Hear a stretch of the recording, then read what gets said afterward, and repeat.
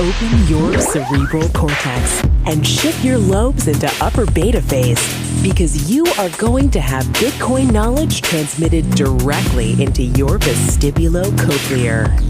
Your host of Bitcoin Knowledge is Trace Mayer, an early Bitcoin advocate since it cost $0.25, but this is not intended to be investment advice. A doctor of jurisprudence, but this is definitely not legal advice. And an investor in core cryptocurrency infrastructure, including Armory, BitPay, Kraken, and Mitagio, but this is not a recommendation of those services. Here, you get fed via direct mind download with pure and free Bitcoin knowledge. Okay, welcome back to the podcast. We have a very important guest with us today. We have Marshall Long, CTO of Final Hash, one of the leading Bitcoin mining experts in the world. Welcome to the podcast, Marshall. Thanks, Trace. Thanks for having me on. Can you give us a little bit of your background? Like, how'd you get into Bitcoin and why Bitcoin mining specifically? Yeah, so kind of got in around 2009 late, and it's interesting. One of my friends was like, hey, man, you got to check out this crazy internet money that you can make with your computer. So I guess that kind of what my wife would describe as started me down the dark path of loud and hot housing. So just the whole mining concept, this was just, very superficial in 2009. I didn't really see the long game, unlike yourself. I mean, I think from the get-go, you definitely saw the mass appeal that it's gaining today. I was more of, hey, this is kind of nerdy and cool. I'm gonna check it out. Yeah, and I mean, I remember back in those days, mining even with my laptop. Yeah. And I mean, back in those days, we'd actually earn like a 50 Bitcoin block reward. Oh, yeah. So, it was like $1. Right? Yeah, less than $1 in some cases. And I mean, you'd earn like multiples of these rewards. That's like right. Every day mining with a laptop. What is Bitcoin mining? Like, some of our audience might not even really understand what we're doing. Yeah, sure. So one of the big kind of claim to fames, I'll say, of Bitcoin is this whole security model, how the big banks and the big players can't mess with it. Now, one of the reasons that's true is because of this mining aspect. So really what you're doing when you're mining Bitcoins is you're securing the network. What I mean by that is when somebody sends some Bitcoins, it's got to be confirmed by the network. And what that actually means is some miners have to verify that you actually sent the coins to who you intended them to go to through this kind of process of confirming that, if Trace sends me Bitcoins, some other miner somewhere has to verify that actually Trace didn't send me the same Bitcoins that he sent somebody else. So that's kind of why mining is important, because it's actually the foundation of what makes Bitcoin so secure. Yeah, so I like to use the term triple entry bookkeeping. Sure. When Bitcoins are going from address A to address B, you've got a debit and a credit and a corresponding debit and credit. And this verification, this confirmation that you're talking about, that's the triple entry. That's saying that transaction actually did happen. And that confirmation is being done by this distributed, decentralized protocol or network of computers. That's right. Is that accurate? Yeah. And so how does a block, because when you craft a transaction, you then submit it to the network, and a miner can choose to include it in a block? Yeah, so this is kind of an interesting time for mining right now, because when you actually send a transaction out and broadcast it to the network, a miner has to pick it up in a block. So if he's working on a block, he can say, okay, I want to include your transaction in my block. What that means is your transaction will go into this kind of every 10-minute block finding game. So everybody thinks miners are just creating Bitcoins, but in reality, what they're actually doing is picking up transactions and pushing them into this next round of blocks and this, aka this next round of Bitcoins that they're creating. So that's really what they're doing, is they're including everybody's send out transactions over the course of 10 minutes or so, give or take, and they're putting them into a transaction, which means putting them into a block, and for that reward, they're getting right now 25 Bitcoins. Why would they want to include transactions in a block? That sounds like extra work. In reality, it is. So as you send Bitcoins, you get the option of, okay, I want to include a transaction fee, which will incentivize miners to pick up this transaction. Because if you send it with zero fees, a lot of miners right now on a large scale, they're actually saying to the network, hey, I'm not going to pick up that transaction. Now, not every miner is doing that. A lot of the small guys don't do that. But all the big guys are not including transactions that have a 0% fee because they're not incentivized to do so, which means your transaction just may take longer than somebody else that's going to put up a fee to have miners include their transaction in the next blocks. So when we're adding these blocks, we add them to the blockchain. Maybe you can describe a little bit about what this blockchain is. All right, so this blockchain, it's a very descriptive term. You have all these blocks being confirmed, and the actual chain terminology is this quote-unquote ledger, where when I include a transaction, it's going to be published into what is called the blockchain, which effectively is a large tamper-proof, we'll call it order book, or a record of some kind. Ledger. A ledger is a great descriptor. You know, the guys at Ledger Wallet, they picked a very decent name for their wallet. So it's effectively a tamper-proof record book or ledger of what's happened since Bitcoin began. And so every single transaction that makes it into this blockchain, it becomes, in effect, an immutable fact. That's right. That is cryptographically provable. That's right. Because when we want to get our transaction included into a block, we actually have to solve a math problem, right? Like, maybe you can describe how that works. Right. So when you're actually going and you're doing this kind of mining process, what you're actually doing is taking a whole bunch of guesses at what this kind of magic equation number is. That solves the That's right. equation. That solves the equation so that you can... A nonce. Right. So this kind of golden nonce is where you're going to hit the block, you're going to include everybody's transactions, and you're going to be rewarded. And that's where the power is, because you can prove a lot of things with this hashing through these nonces and taking a guess. I equate it really to just having a shotgun and you're just kind of spraying around and trying to guess which number is the right one for you to be able to pick up this next round of blocks. When a miner solves a block, how do they determine where that block reward goes? So really it's an arms race. So whoever's got one of two things, and if you've got both, you're kind of killing it. So there's two factors in who is going to be rewarded. You can either have a large amount of hashing power, where you've just got a lot of computational power, just kind of blowing away through these blocks, and you can pick up blocks, obviously, it's linear. So if you've got more power, you're going to find more blocks. However, there's also this kind of aspect of luck. It's interesting. We spun up a new instance of, I don't know, maybe 100 machines, which by today's standards is not super large.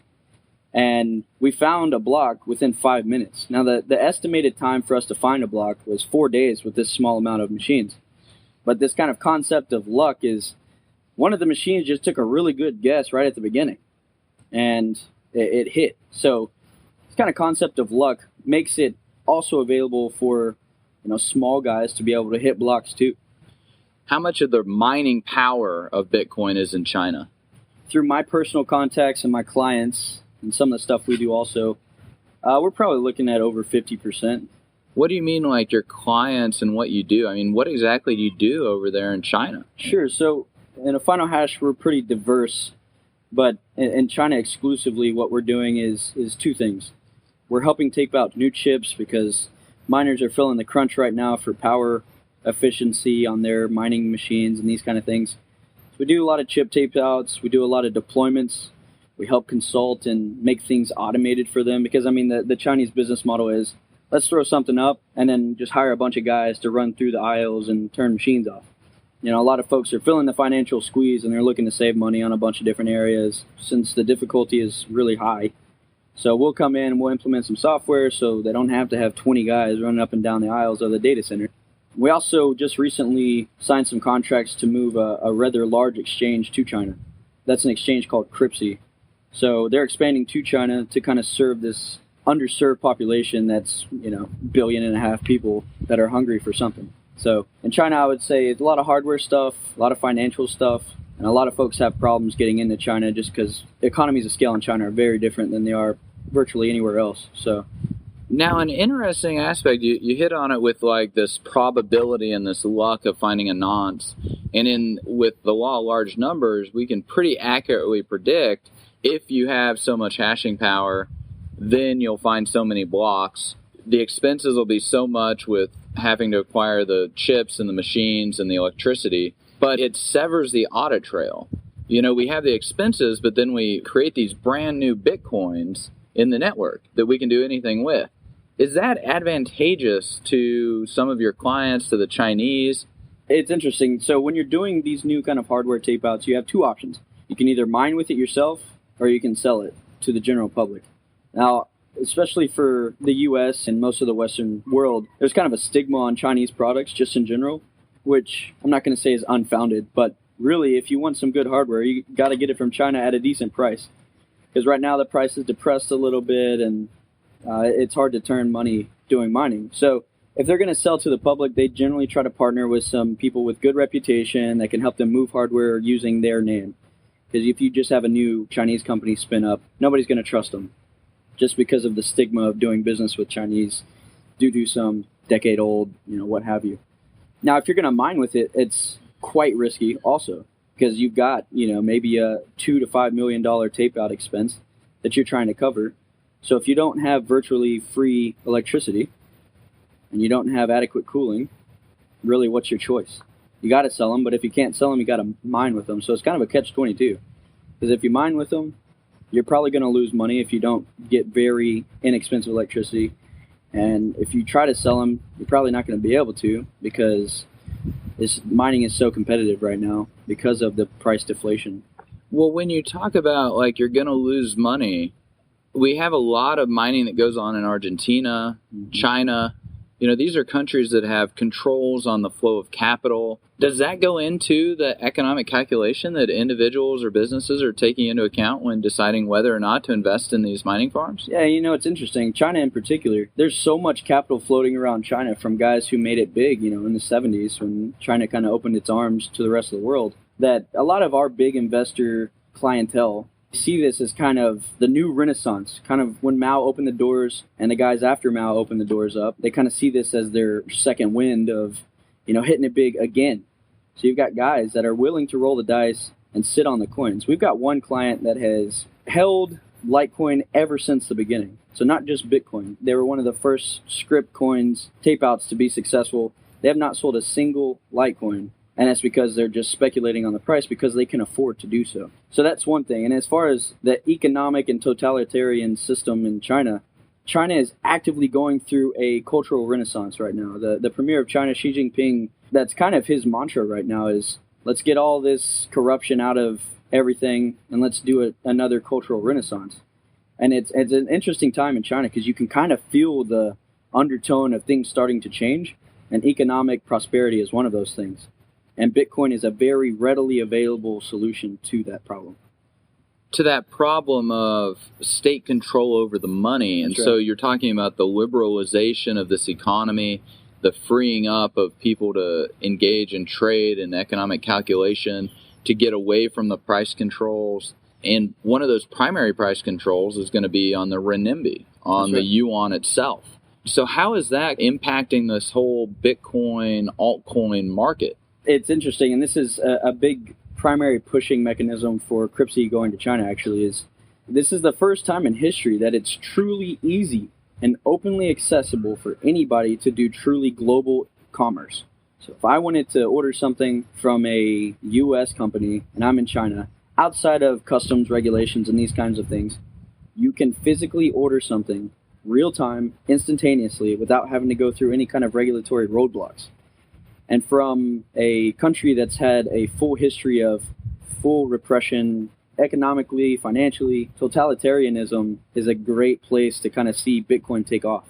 And that coupled with Xi Jinping being, I'm not going to say an extremely lax premier, but he's definitely more open to some new opportunities, makes it, outside of China just kind of chopping the internet from the outside, it's a really interesting case study to see what happens when you suddenly give a totalitarian system in a repressed population the open access to really interact with the whole world. Well, I mean, we saw, after Mao and kind of the liberalization of the economy in that first wind, 300 plus million people lifted out of poverty. That's right. And so with the rise of cryptocurrencies and liberalization further of their economy, I mean, we find that wealth generation follows increased freedom, and that economic stagnation follows repression and regulation and things of that nature. That's why the Western economies are doing so poorly, and there's no growth in the U.S. and the EU, for example. They have just so overly regulated and burdened their entrepreneurs and wealth creators. So you're seeing the opposite of that trend in China. Yeah, and it's when I first went to China, I didn't really see it. So I kind of got to know some of my partners and kind of interface with some of the local population there that were using Bitcoin. And you start to see this kind of play where big investors are willing to roll the dice on two things. Yeah, maybe I'll make a lot of money, maybe not. But these are guys with billions of renminbi that are willing to roll the dice on two things. Yeah, maybe I'll make some money if Bitcoin goes to the moon. But the bigger potential is, let's actually try to make something for the public. I mean, you have big philanthropic guys in the U.S., Bill Gates, Warren Buffett, those kind of guys that do the same thing. But for new money, it's a very, in my opinion, a big paradigm shift, because most new money guys are worried about generating more wealth. In this case, generating more wealth is kind of the caveat of, helping their country kind of get their act together. And we're talking about getting their act together so that they can be even more competitive with their exports, create even more jobs. Are we seeing Chinese exporters using Bitcoin as a currency instead of dollars or renminbi? So right now you're not on a large scale, because China has not officially come out and said, yes, we approve, or no, we do not approve.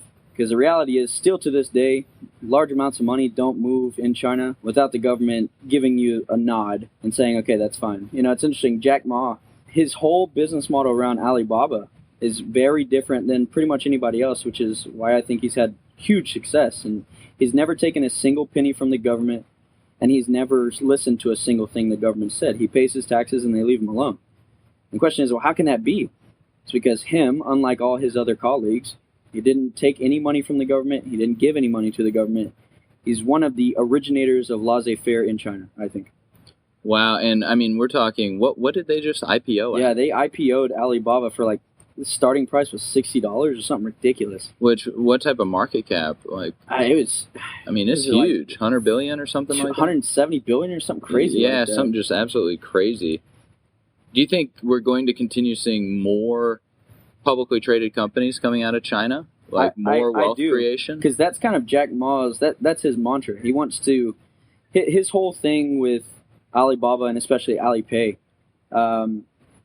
he likes to say, we're not really the eBay of China. We are truly the world merchant. They have over 1 billion different products on Alibaba. That number, you can't even comprehend that. Right? Wow. They make Amazon look small. Yeah. Wow. And the way they're so successful is they do this kind of trusting mechanism where Alipay is effectively an escrow service. Jack Ma effectively employs, something like 10 million merchants or something, just in mainland alone.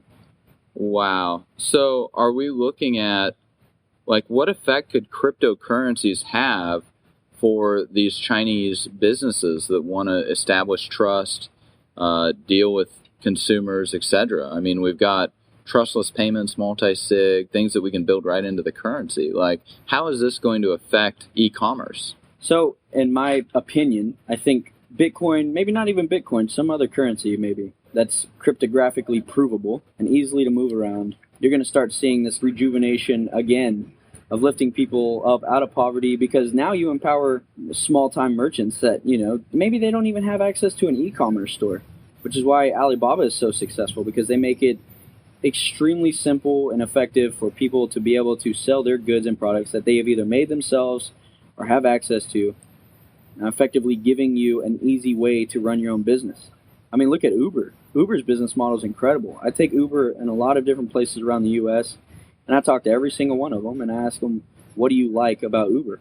And their answer every single time is, I'm running my own business effectively. I don't have to buy a cab. I can use the transport I've got right now, and I can generate revenue on my own. And that's a really powerful thing. Yeah, the mesh net or the sharing economy. That's right. When it comes to Bitcoin, what are you most optimistic about? I would say what I'm most optimistic about is the new applications that are being built for Bitcoin. Right now, we've got a problem in Bitcoin. The benefit of Bitcoin is also the problem. It's very easy to move and kind of transition currencies and these kind of things, but it's also, for the general public, very, I guess, aqueous would be a good word there, where a lot of people just don't understand it, but there's a lot of applications that are making it exceedingly simple for people to move money. And there are some applications now that utilize Bitcoin on the back end. So we've got a money transmission conference going on in the Philippines at the end of the summer, where Coins.ph, they do it really well. You send money, but the mechanism is Bitcoin. The actual transaction is not Bitcoin. So if I put dollars into a kiosk, they're going to use Bitcoins to send it to the Philippines, and then you're going to get pesos on the other side.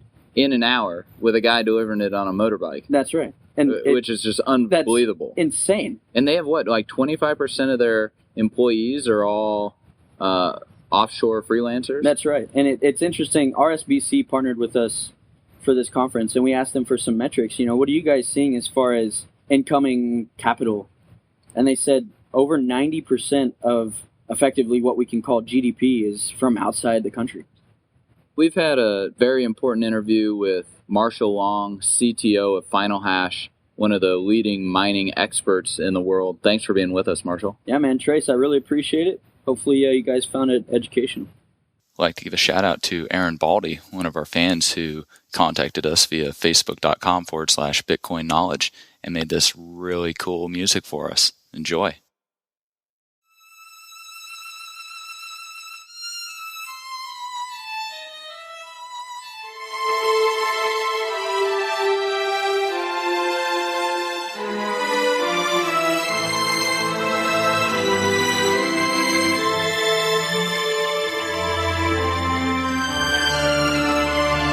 Cryptocurrency.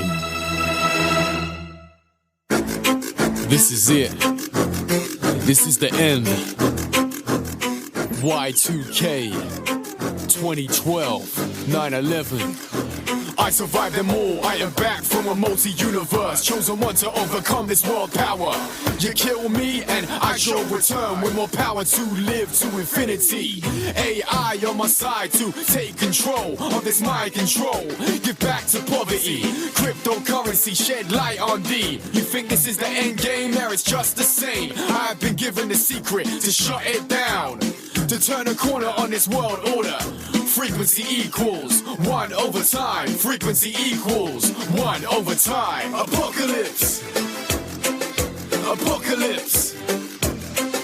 Apocalypse. I survived them all, never shall I fall, never. Turn this mind into a mathematical vortex. Harness the power of the golden ratio. Dark matter we control. If I say it, then it's so. Listen, you better know. Yeah, listen, you better know. We rise together, together tonight. Crypto shedding the light, world order in our sight. Re-envision what it is, won't ignore it, do it right. Won't even budge a little bit in this fight. Apocalypse, we're here to overturn. Apocalypse, we're here to overrun. Apocalypse, not here to wait a turn. I survived them all, never shall I fall, never. Apocalypse, we're here to overturn. Apocalypse, we're here to overrun. Apocalypse, not here to wait a turn. I survived them all, never shall I fall, never. We're here to overturn the system of corruption, sent to watch us burn. We're here to overturn the system of corruption, sent to watch us burn. You're about to witness the rise and fall. While I stand tall, I survived them all. I am back from the multi-universe with the answers. I concluded the search in the darkness. Let's move past this, onto greener pastures. A new strength we're about to embark with. Let's move past this, onto greener pastures. A new strength we're about to embark with. Apocalypse, we're here to overturn. Apocalypse, we're here to overrun. Apocalypse, not here to wait a turn. I survived them all, never shall I fall, never. Apocalypse, we're here to overturn. Apocalypse, we're here to overrun. Apocalypse, not here to wait a turn. I survived them all, never shall I fall, never. I survived them all, never shall I fall, never. I survived them all, never shall I fall, never. I survived them all, never shall I fall, never. I survived them all, never shall I fall, never.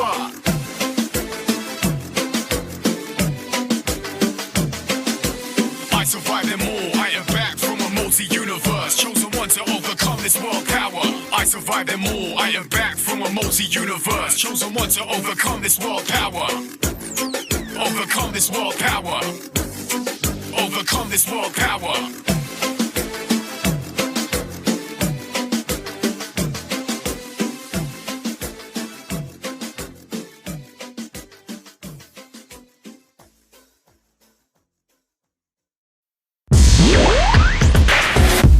sure to get a copy of the free Bitcoin Guide at freebitcoinguide.com.